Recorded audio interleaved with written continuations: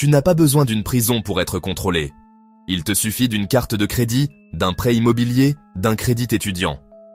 Tu t'enchaînes toi-même, une mensualité après l'autre, jusqu'à transformer ta liberté en une histoire que tu te racontes pour mieux dormir. On appelle la France le pays de la liberté. Mais voici la vérité qu'aucune carte postale ne te dira. La dette des ménages atteint près de 74% du PIB. Et plus de 10 millions de foyers portent un crédit immobilier sur leur dos. Chaque crédit contracté achète aussi une part de ton silence et de ton obéissance. Dans cette vidéo, tu vas comprendre pourquoi ces chiffres ne sont pas de simples données économiques, mais la preuve que ta liberté est déjà sous hypothèque. Et ce que tu vas comprendre aujourd'hui, c'est que la dette ne finance pas seulement tes biens, elle décide de ton travail, de ton stress, de ton identité. Et à la fin, je vais te révéler pourquoi même tes pensées ne t'appartiennent plus. La prison invisible du crédit. Tu crois que ta liberté se perd quand on t'enferme derrière des barreaux? En réalité, elle se perd chaque fois que tu signes un crédit. Tout commence par une illusion rassurante. Un crédit à la consommation qui te promet de la souplesse. Un prêt étudiant qui t'ouvre un avenir meilleur. Un crédit immobilier qui t'offre ton propre foyer. Mais à chaque signature, une mécanique invisible se referme sur toi. Un contrat qui ne finance pas seulement ton achat, mais qui enchaîne ton futur. Un fil discret qui devient corde, une corde qui devient cage. On te dit, c'est normal, tout le monde le fait. On te rassure. Un crédit, c'est un tremplin. Mais derrière ces phrases se cache une vérité glaciale. Plus tu dois, moins tu es libre de dire non. C'est un piège redoutable, parce qu'il ne ressemble pas à une prison. Il ressemble à une opportunité. Alors tu t'y jettes toi-même, avec le sourire. Mais si tu crois que ce piège s'arrête à l'argent, attends de voir comment il s'infiltre dans ton travail, ton temps et même ton identité. Si le crédit était vraiment une aide, alors pourquoi te sens-tu plus prisonnier à chaque fois que tu signes? Depuis l'enfance, on t'a appris que s'endetter était une étape normale de la vie adulte. Un prêt étudiant, investissement pour ton avenir, un crédit immobilier, gage de stabilité et de responsabilité. Une carte de crédit, preuve de confiance et de sérieux. Chaque fois, le message est le même. La dette serait une marque de maturité. On te fait croire qu'être capable de t'enchaîner sur 20 ou 30 ans, c'est ça, devenir adulte. Tu confonds obéissance avec respectabilité et docilité avec réussite. La dette n'est pas une simple opération financière. C'est un outil de dressage psychologique. Elle ne te prend pas seulement ton argent. Elle reprogramme ton esprit. Tu choisis ton emploi en fonction de tes échéances. Tu restes dans une relation par peur de perdre ton toit. Tu t'interdis d'exprimer certaines vérités, par peur de perdre ta sécurité. Voilà pourquoi cette prison est si efficace. Elle ne te force pas, elle te conditionne. Elle n'a pas besoin de gardien, tu portes toi-même les chaînes. Et pire encore, tu les appelles responsabilité, prudence, sagesse. Tu crois bâtir une vie, mais tu bâtis ta propre cellule. Et si tu crois encore que la dette ne touche que tes finances, attends de voir comment elle décide de tes choix les plus intimes et façonne l'avenir que tu crois choisir librement. Le véritable piège n'est pas le montant du prêt. C'est le contrat caché qu'il impose à ta vie. Une mensualité n'achète pas seulement un bien, elle loue ton futur, verrouille ton calendrier et réduit ton champ de décision. À chaque échéance, tu échanges des heures de ta vie contre le droit de rester dans la cage. Tout commence par un prélèvement automatique qui tombe sans te demander ton avis. Ton salaire arrive, puis disparaît dans les lignes crédit IMO, crédit conso, assurance emprunteur, carte à débit différé. Tu respires un jour, le reste du mois, tu comptes. Le crédit immobilier te promet un chez-toi. En réalité, il impose sa loi à ton emploi du temps, à tes choix professionnels, à la ville où tu peux vivre. Tu n'acceptes pas une promotion risquée, tu n'oses pas un congé, tu restes dans un poste qui t'éteint parce que la banque n'aime pas l'incertitude. Le crédit à la consommation se présente comme une bouée. TEG discret. Option 4 CLIR sans frais. Revolving qui ne dit pas son nom. Tu penses gagner du temps. Tu pèses en anxiété, en agio, en frais d'incident, en commission d'intervention. Chaque petit paiement installe un droit de regard sur tes décisions. La carte à débit différé te donne l'illusion de gérer. Tu achètes aujourd'hui, tu découvriras demain. Sauf que demain, tout arrive en bloc, au moment précis où tu n'as plus de marge. Tu ne planifies plus ta vie. Tu subis la date de valeur. Même tes protections deviennent des chaînes. L'assurance facultative rend le coût acceptable, mais rallonge la laisse. La modulation des mensualités semble te soulager. Mais elle allonge la durée et renchérit l'ensemble. Chaque aménagement qui te rassure consolide la cage. Puis vient le score. Il classe, il note, il te promet de meilleures conditions si tu restes sage. Alors tu surveilles ton comportement, tu t'auto-censures, tu renonces à l'imprévu. Tu n'oses plus changer d'orientation parce que cela ferait désordre sur le dossier. La liberté devient un risque administratif. Chaque mensualité est un verrou. Chaque frais récurrent est une vis qui serre. Chaque petit crédit est une corde qui s'ajoute aux autres. Chaque option rassurante est une concession de plus. Chaque point de score gagné est un centimètre de laisse que tu appelles progrès. Tu ne finances pas ta vie. Tu finances la stabilité de ta cage. Tu crois que tu n'as pas le choix parce que tout est déjà signé. Pourtant, certaines décisions échappent encore au système. Dans la section suivante, je te montre comment reprendre la main sur ton calendrier, ton cash flow et tes limites, pour que ce ne soit plus ta dette qui décide de ta journée. On t'a toujours répété que pour sortir de la dette, il fallait gagner plus. C'est faux. La vérité, c'est que tu n'as pas besoin de plus d'argent.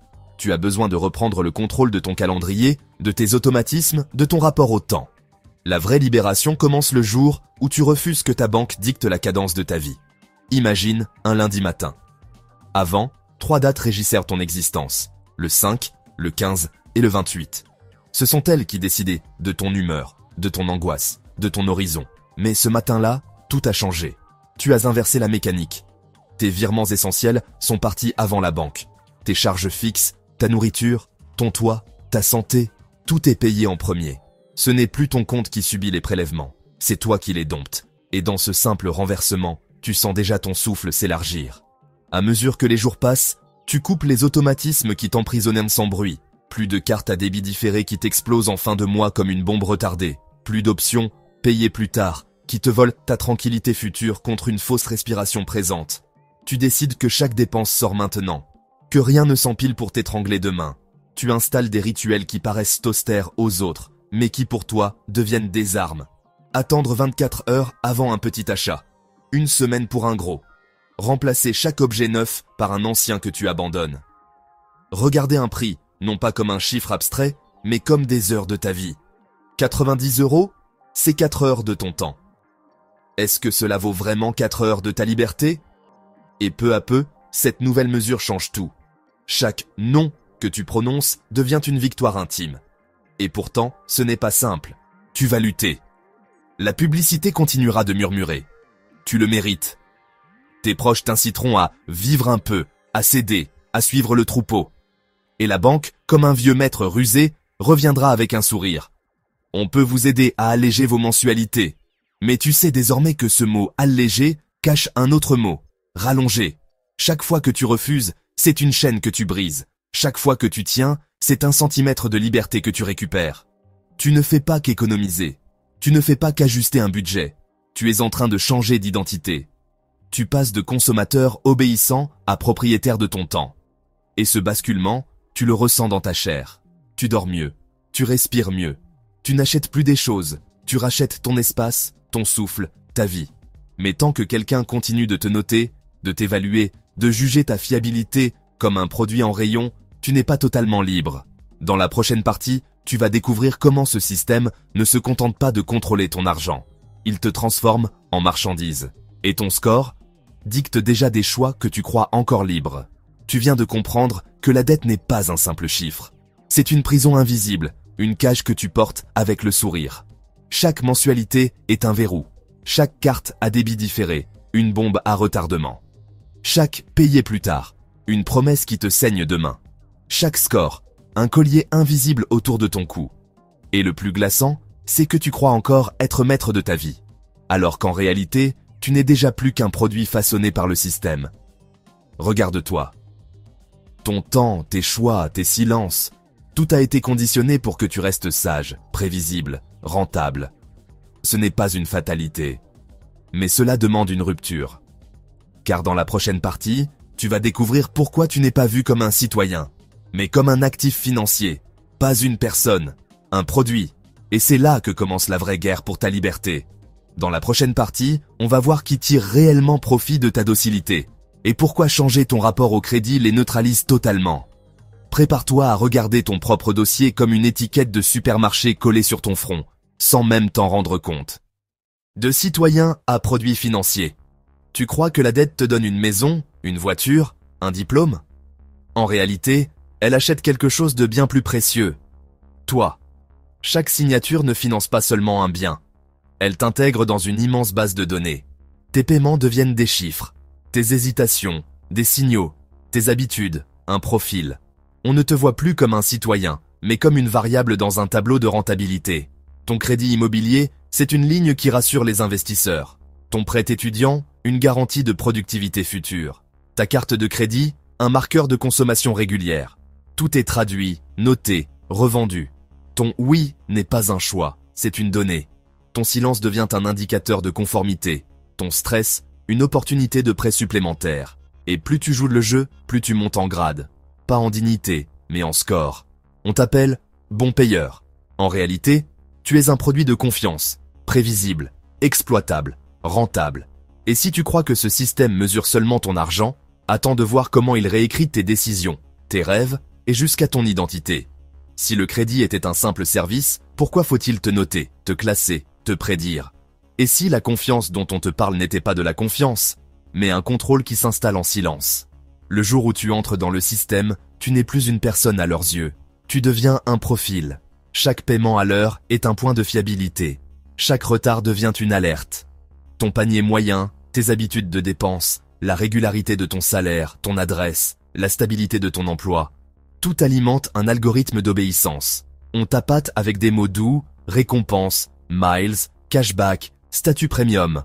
Mais ces cadeaux ne sont pas pour toi. Ils sont pour l'algorithme qui te veut prévisible. Plus tu joues le jeu, plus on t'ouvre des portes, qui n'aboutissent que sur d'autres couloirs. Tu gagnes du score, tu perds de la marge de manœuvre. Peu à peu, tu intègres ce regard extérieur.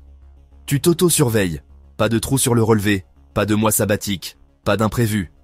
Tu t'auto-censures. Pas de reconversion, pas de déménagement risqué, pas de vérité trop chère à dire au travail. Tu n'as plus besoin d'un gardien. Tu deviens le gardien de ton propre dossier. Ce n'est pas de la finance, c'est de la domestication. On ne t'évalue pas sur ta valeur humaine, mais sur ta docilité statistique. Es-tu stable, régulier, silencieux? Alors on t'accorde le sésame. Plus de limites, plus de crédit, plus de chaînes. Et c'est là que le piège se referme. Tu ne poses plus la question « Qu'est-ce qui est juste pour moi ?» Tu poses la question « Qu'est-ce qui rassurera mon dossier ?» Tu ne construis plus une vie, tu optimises un algorithme. Chaque achat récompensé renforce ta laisse. Chaque mois parfait nourrit la cage. Chaque silence au travail achète un point de plus. Tu crois grimper l'échelle sociale. Tu grimpes l'échelle de rentabilité. Tu penses encore que tout cela reste théorique? Dans la suite, tu vas voir concrètement par où ton profil te tient. Logement, emploi, assurance, abonnement, même tes téléphones à crédit. Et surtout comment chaque point de score réécrit tes décisions sans que tu t'en rendes compte. Le vrai piège, ce n'est pas seulement la dette. Le vrai piège, c'est ce qu'elle construit autour de toi. Un dossier, une étiquette, une réputation chiffrée qui finit par parler à ta place. Tu crois être évalué comme un adulte responsable, mais en réalité, tu es noté comme un produit qu'on scanne. Chaque échéance réglée devient une preuve de docilité. Chaque retard devient une tâche ineffaçable. Ce n'est plus toi qu'on regarde, c'est ton profil. Et ce profil vaut désormais plus que ta parole, plus que ton histoire, plus que ta vérité. Regarde ton quotidien. Tu payes ton loyer, ton électricité, tes abonnements. Rien de spécial, crois-tu? Et pourtant, chacun de ces gestes nourrit un fichier que tu ne contrôles pas. Tu demandes un logement? Ce n'est pas ta sincérité qui compte, c'est ton score. Tu veux changer de travail? Ta stabilité financière pèse plus lourd que ta compétence. Tu cherches une assurance? Ce ne sont pas tes efforts qui comptent, mais la façon dont tu as réglé tes factures il y a 2 ans. Chaque paiement que tu effectues, chaque carte que tu passes, chaque jour où tu retardes un virement, tout devient une donnée vendue, classée, transformée en algorithme. Tu crois acheter une paire de chaussures? L'algorithme y voit un signal sur ton style de vie. Tu crois régler une facture en retard? L'algorithme y voit un manque de discipline. Même ton silence, même ton absence de mouvement, devient une information. Tu ne fais rien, donc tu es stable, donc tu es exploitable. Tu n'as plus besoin de prouver que tu es digne d'un toit ou d'un avenir. Tu dois prouver que tu es une variable fiable dans une machine qui ne cherche pas ton bien, mais ton rendement. Et c'est là que la spirale devient glaçante. Chaque facture réglée à l'heure n'est plus une tranquillité, mais une chaîne de plus. Chaque retard n'est pas un simple oubli, c'est une condamnation qui te suit des années. Chaque dépense est traduite, digérée, recraché comme un code barre collé sur ton front. Chaque point de score que tu gagnes, tu le célèbres, mais en réalité, tu viens de renforcer ta laisse. Tu crois gagner en liberté. Tu gagnes en contrôle. Tu crois accumuler des privilèges. Tu accumules des preuves de docilité. Tu n'es pas récompensé. Tu es inventorié. Et plus tu joues que le jeu, plus la cage se ferme sans que tu la vois. Et si tu crois encore que ce dossier n'est qu'un papier administratif, détrompe-toi. Ce fichier, cette note, cette étiquette invisible s'infiltre dans tes choix, tes habitudes, ton identité. Car le pire n'est pas ce que le système enregistre sur toi. Le pire, c'est ce que tu finis par croire toi-même. Dans la prochaine partie, tu vas voir comment cette logique ne reste pas extérieure. Elle entre en toi, et elle réécrit tes décisions, tes rêves, jusqu'à ton silence. Si tu veux cesser d'être un produit, tu dois tarir la source qui nourrit ton profil. Pas demain, pas quand tu gagneras plus. Maintenant. Cela ne commence pas par une somme d'argent, mais par un changement d'angle. Tu traites ton dossier comme un secret industriel. Moins il y a de données, moins l'algorithme peut te prédire. Moins tu es prévisible, moins tu es monnayable. Tu remplaces le confort de l'automatique par la maîtrise volontaire. Tu ne profites plus du système, tu l'affames. Un samedi, tu t'assois face à ton écran. Tu ouvres ton espace bancaire, tes applis, tes abonnements. Et tu vois soudain la carte de ta captivité. Prélèvement qui tourne tout seul, carte premium pour te récompenser, achats en 3 taxes qui clignotent comme des feux d'artifice passés. Alors tu respires et tu débranches. Tu commences par ce qui t'enchaîne sans bruit. Débit différé, désactivé. Payer plus tard, supprimer des marchands, crédit renouvelable fermé. Chaque clic ressemble à un détail, mais c'est un bip de moins sur le radar de l'algorithme. Tu bascules ta carte principale en débit immédiat. Tu décides que tout ce que tu achètes sort de ton compte maintenant. Pas demain. Pas à la fin du mois. Maintenant. Ensuite, tu attaques la perfusion, les abonnements. Plateforme, app, petites assurances, au cas où, options confort, cloud que tu n'utilises pas. Tu passes en revue, tu résilies, tu fusionnes, tu annualises cash quand c'est plus économique. Tu éteins ce qui t'aspire à la goutte. Chaque abonnement supprimé, c'est un mouvement de moins que la machine peut interpréter. Puis, tu appelles ta banque, tu refuses le partage de données marketing, tu retires les consentements planqués dans les paramètres, tu demandes la liste des partenaires et tu t'opposes à l'utilisation non obligatoire de tes informations, droit d'opposition. Tu écris, tu gardes la trace, tu deviens le gardien de ce qui te définit. Dans ta vie courante, tu changes de posture. Téléphone acheté d'occasion, payé cash, pas subventionné, contre 24 mois d'obéissance. Assurance payée en une fois quand c'est moins cher, pas mensualisée pour rester lié.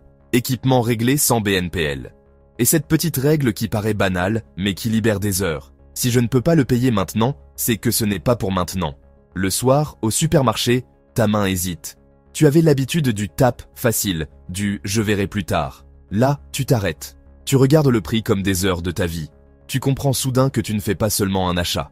Tu donnes un signal. Alors tu assumes, tu paies débit, tu notes et tu sors.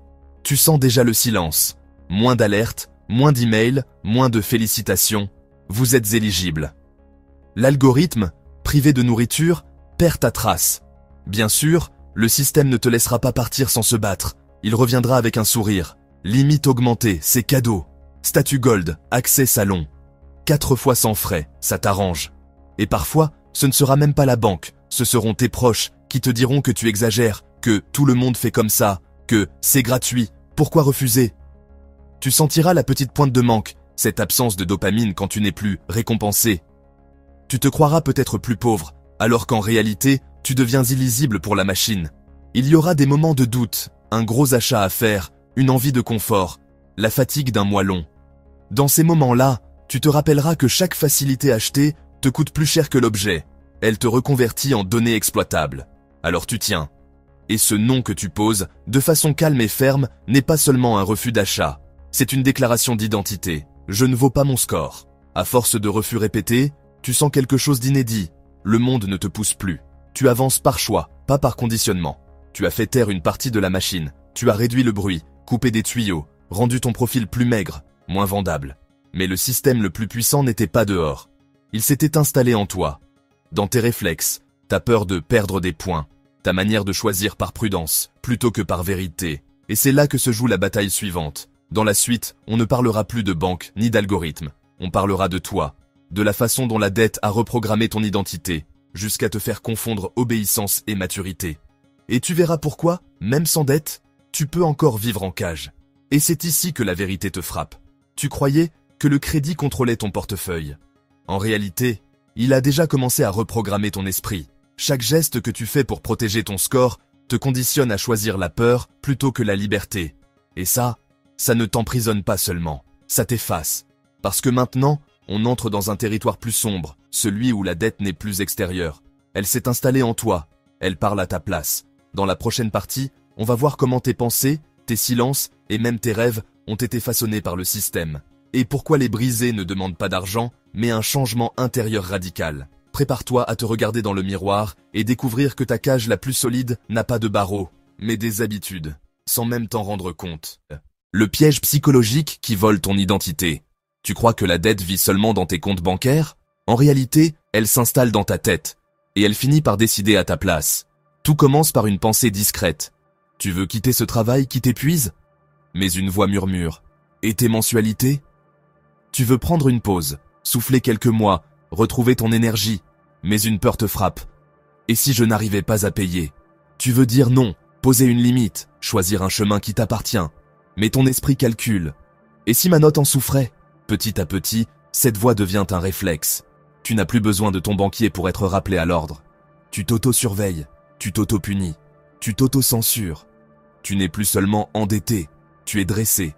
Chaque facture n'achète plus seulement ton argent, elle achète ton silence. Chaque crédit ne finance pas seulement ta maison ou ta voiture, il finance ta peur de perdre. Et c'est là le piège le plus sournois. Tu crois agir en adulte responsable, mais tu ne fais que répéter des réflexes qu'on a implantés en toi. Mais si tu crois que ce conditionnement s'arrête à tes choix financiers, attends de voir comment il s'infiltre dans tes relations, dans ton temps et jusque dans l'image que tu as de toi-même.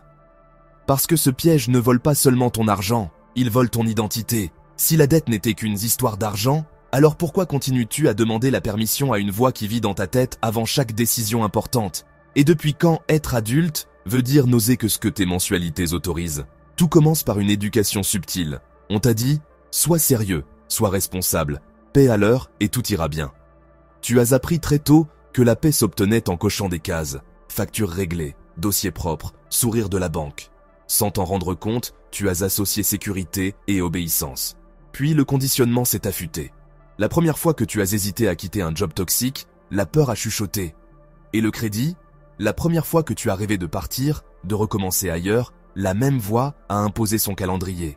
Pas maintenant, après le remboursement. Tu as fini par internaliser le banquier. Tu n'as plus besoin qu'on te surveille, tu te surveilles toi-même. À chaque paiement, ton cerveau libère une caresse chimique. Tu as bien fait. À chaque retard, c'est la morsure, honte, agitation, rumination. Pas besoin de barreaux quand la prison est neurologique. Ce n'est plus « combien ça coûte ?» mais « qu'est-ce que mon score va penser de moi ?» Ton esprit, dressé par des années de notifications, devient un garde-chiourme intérieur. Il décourage l'audace, il réécrit tes projets, il te fait confondre prudence et renoncement. Alors tu développes des réflexes. Tu dis oui quand tu voudrais dire non. Tu t'excuses d'exister dès qu'une dépense sort du raisonnable. Tu remets toujours la joie à plus tard. Tu caches tes désirs derrière la façade du bon élève financier. Le pire, ce mécanisme opère même quand tu pourrais payer, parce que la question n'est plus l'argent, c'est l'identité. Qui es-tu sans le costume du payeur fiable? Qui es-tu si tu cesses de performer la tranquillité? Regarde la boucle qui t'enferme. Plus tu paies, plus tu es félicité. Plus tu es félicité, plus tu as peur de déplaire. Plus tu as peur, plus tu choisis petit. Plus tu choisis petit, plus ta vie rétrécit. Et plus tu as besoin de ces mêmes félicitations pour supporter l'étroitesse. À force, tu n'achètes plus des objets, tu achètes du silence intérieur. Tu n'acceptes plus une réunion. Tu achètes le droit de ne pas inquiéter ton dossier. Tu ne restes plus dans une relation. Tu achètes le sentiment d'être sécure. Chaque sage décision ressemble à de la maturité. Mais au fond, c'est souvent de la peur travestie. Et un jour, tu te surprends à dire « Je ne peux pas, j'ai des mensualités ». Non pas parce que c'est vrai, mais parce que cette phrase te protège de ta propre grandeur. Tu veux savoir à quel point ce programme s'est inscrit en toi? Dans la section suivante, on va le rendre visible, scène par scène, choix après choix, au travail, dans ton couple, dans ton emploi du temps, dans la façon même dont tu respires quand ton téléphone vibre. Tu vas voir où la dette parle à ta place. Et comment elle décide déjà de ce que tu n'oses plus être. Le piège n'est pas seulement dans les taux, ni dans les chiffres froids qui défilent sur ton relevé bancaire. Le piège est plus insidieux, plus intime. Ce n'est pas ton argent qu'on enchaîne. C'est toi. Ton crédit ne s'arrête pas à ton compte en banque. Il infiltre ta manière de réfléchir. Il conditionne tes choix. Il modèle tes peurs. Il n'hypothèque pas seulement ta maison ou ta voiture. Il hypothèque ton identité. Tout commence discrètement. La première fois où tu as renoncé à une opportunité, non pas parce que tu ne la voulais pas, mais parce que ce n'était pas raisonnable. La première fois où tu t'es tu dans une réunion, avalant tes mots, parce que tu ne pouvais pas te permettre de perdre ce salaire qui paie tes mensualités. La première fois où tu as étouffé un rêve, non pas parce qu'il était irréalisable, mais parce que tes dettes t'avaient déjà dicté la réponse. Et peu à peu, chaque refus devient un réflexe. Tu ne vois plus un crédit immobilier, tu vois une cage en béton déguisée en confort. Tu ne vois plus un prêt étudiant, tu vois une étiquette invisible collée à ton front, solvable, obéissant, endetté mais fiable. Ton crédit devient ton double cachet. Ton score bancaire se transforme en carte d'identité sociale. Tes projets cessent d'être des élans personnels pour devenir des calculs. Tu ne demandes plus « qu'ai-je envie de construire ?» Tu demandes « qu'est-ce que la banque m'autorise à faire ?» Chaque mensualité réglée à temps n'est plus seulement un paiement. C'est une preuve de ton obéissance. Chaque report est vécu comme une faute morale, une marque de culpabilité. Chaque rêve abandonné pour rester prudent est un morceau de ton identité qui se dissout. Tu crois gérer ton budget, mais en réalité, tu gères ta propre docilité. Tu crois bâtir ton avenir, mais tu bâtis une version rétrécie de toi-même, domestiquée, acceptable, contrôlable. Et au fil des années, tu finis par ne plus dire « qui je veux devenir ». Mais qu'ai-je encore le droit de m'autoriser ? Tu ne construis plus une vie. Tu apprends à la réduire. Et c'est là que le piège devient implacable. La dette n'éteint pas seulement tes ambitions, elle redessine ta personnalité. Et si tu crois encore que ce piège ne concerne que ton argent, attends de voir comment il s'étend à ton quotidien le plus intime. Car dans la prochaine partie, tu vas comprendre comment ces chaînes invisibles façonnent ton comportement, ton temps, ton énergie, ton silence. Et surtout, comment tu peux commencer à les fissurer avant qu'elles ne dévorent la totalité de ta vie. Tu ne peux pas combattre un piège que tu n'as jamais appris à reconnaître. Et le plus cruel avec la dette, c'est qu'elle ne t'attache pas avec des chaînes visibles. Elle t'habille d'habitude. Elle se déguise en discipline. Elle se cache dans tes phrases automatiques. Ce n'est pas raisonnable. Je ne peux pas prendre ce risque. Je dois être sérieux. Le premier pas, ce n'est pas de tout rembourser. Le premier pas, c'est de voir. Voir que chaque fois que tu crois être prudent, c'est peut-être la peur qui parle pour toi. Voir que ton langage n'est plus le tien, mais celui qu'on t'a programmé à répéter. Imagine-toi dans ton quotidien. Tu es assis devant ton ordinateur au travail. Tu rêves de demander une augmentation, de poser tes limites, de dire enfin ce que tu penses. Mais une voix se glisse, glaciale. Et si tu perds ce job, qui paiera le crédit? Alors tu te tais, tu souris, tu encaisses. Un soir, un ami te propose un projet, une aventure, un voyage. Tout en toi veut dire oui. Mais ta bouche dit non. Pas parce que tu ne veux pas, mais parce qu'une autre voix répond à ta place. Ce n'est pas le moment, pas avant la fin du prêt. Et dans ton couple aussi, ça se faufile. Tu voudrais être audacieux, offrir plus que de la sécurité. Mais tu joues petit, tu économises ton audace. Parce que tu crois protéger, alors qu'en réalité, tu reproduis la peur. Pour commencer à fissurer ce conditionnement, tu dois réapprendre à parler avec ton vrai langage. Pas celui du score, pas celui des échéances, mais celui de tes besoins réels. Pose-toi une question simple, brutale. Si je n'avais aucune dette, qu'est-ce que je ferais différemment?